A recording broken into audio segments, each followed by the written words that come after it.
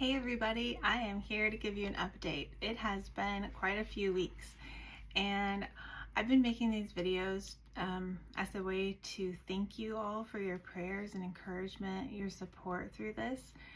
Not as a video diary of what's going on in my life, but so many of you do know what's going on, and so I thought this would be a good way to update you of the things that have changed. But before I do, I just want to say, if you're a Christian, you know that our salvation does not give us some kind of freedom to live out a life without trials and struggles. Sometimes it seems that we might even have more. But our salvation gives us a hope through the storms. And we have endured some storms lately, and we have really seen the Lord show up in ways that have strengthened our faith, strengthened our family, our own walks with the Lord in ways that I couldn't have imagined. And so even though it has been a hard time, really some difficult things, that is not the story. The story is that the Lord shows up, that He delivers us from these hard things, and He's there with us. When we need an anchor in the storm of life, that is God. He gives us that anchor that we need. In fact, in John 16:33, Jesus said, "Here on earth you will have many trials and sorrows, but take heart, because I have overcome the world." And that's just it. We are going to have trials, we are going to have sorrows, but we have hope. And so what's been going on with us lately is, first, my husband lost his job.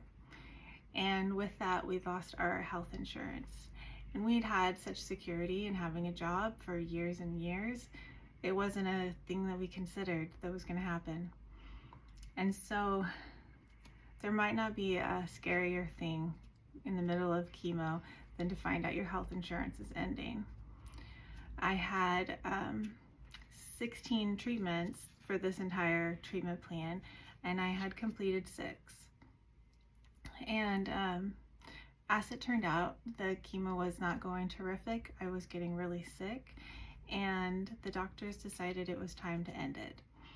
It just wasn't worth the risk. And so they did an MRI to see where I was at, and the results were miraculous. With only 6 treatments, the tumor has all but disappeared. They see a slight shadow, and they believe that might just be scar tissue. And so if I wouldn't have been so sick that they had to end the treatment, I would have had 10 more treatments that were just breaking down my body. And the Lord saved me from that. And that's a miracle. That was just the Lord's grace. God's grace is something that it's hard to define, but for me it is what we don't deserve, that we didn't earn. That's my dog. That we didn't earn, but He gives us anyway because He loves us that much. And so in the storm of losing a job and losing health insurance, and dealing with sickness, God gave us this blessing of being able to be done with treatment. And since then, we have just had a lot of time together as a family to pray and to be on our knees before the Lord and ask Him for direction. And we have never been stronger. It's amazing. We had some really low days. We had a couple of days that were dark, and we let the weight and the burdens weigh us down. And I remember calling my aunt in the middle of it and talking to her, and I said, I thought my peace was better and stronger than this. I thought the joy of the Lord in me was greater than this, but it's just gone. I feel like it's just all left me. And she said, it's still there. It's covered by the burdens. And those aren't yours to carry. You get to cast those off. You get to lay those down for the Lord and say, I can't fix this. I can't solve this. This is bigger than me. I'm giving this to you, Lord, to solve. And when we did that, when we let it go and we trusted the Lord and just waited on him, just did only what was right in front of us and just waited on him, doors open. And we have a path forward with employment that we're very excited about, what's ahead, and health insurance. And so what's next for me is a few surgeries, and we don't have a lot of details of when that will happen, but I'm getting stronger and I'm ready for that next phase.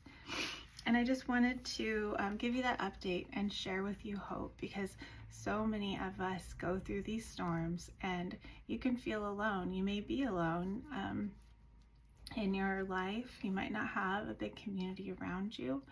I would encourage you, if you don't have a church, to find a church.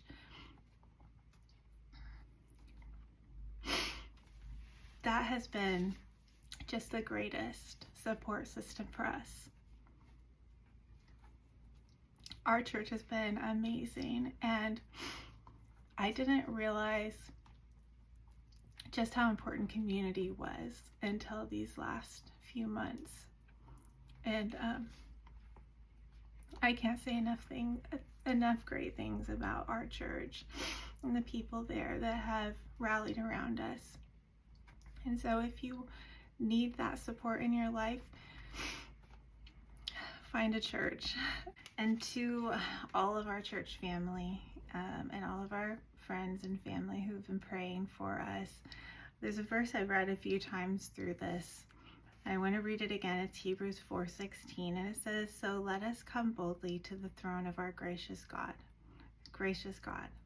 There we will receive his mercy, and we will find grace to help us when we need it most." And the prayers that have been prayed for healing for us, the prayers for strength in our family and for my husband's future employment, these prayers are being answered in a major way. And we give God the glory for that. And we thank you all so much for all of that. There's so much I want to tell you, so much more I want to share, but it's for another day. But the last thing I want to remind you of is another verse that we've read through this. It is Romans chapter 5, starting with verse 3, that says, "We can rejoice too when we run into problems and trials, for we know that they help us develop endurance. And endurance develops our strength of character, and character strengthens our confident hope of salvation, and this hope will not lead to disappointment." We know that we get battle scars and we get stronger through these difficult times, and I look forward to seeing what is on the other side for us. But right now, we just continue to seek the Lord. So thank you all, and I will be back with another update some point forward.